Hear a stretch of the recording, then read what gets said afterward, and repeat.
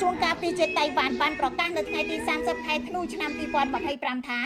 យន្តហោះយោធាចិនចំនួន130គ្រឿងនិងនាវាកងទ័ពជើងទឹកចិនចំនួន22គ្រឿងបានចូលព័ទ្ធជុំវិញច្រកសមុទ្រតៃវ៉ាន់ចាប់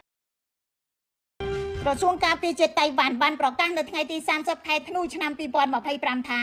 យន្តហោះយោធាចិនចំនួន130គ្រឿងនិងនាវាកងទ័ពជើងទឹកចិនចំនួន22គ្រឿងបានចូលព័ទ្ធជុំវិញច្រកសមុទ្រតៃវ៉ាន់ចាប់ទីក្រុងប៉េកាំងបញ្ជូនសម្ភារវុធគ្រប់ប្រភេទត្រៀមជុំវិញតៃវ៉ាន់ដើម្បីទប់ស្កាត់កម្លាំងខាងក្រៅចិនសម្ដែងការខឹងសម្បាល់យ៉ាងខ្លាំងជាមួយកោះតៃវ៉ាន់ដោយរុញច្រានស្ថានភាពទីក្រុងប៉េកាំងនិងតៃប៉េកាន់តែអាក្រក់ឡើងបន្ទាប់ពីសហរដ្ឋអាមេរិក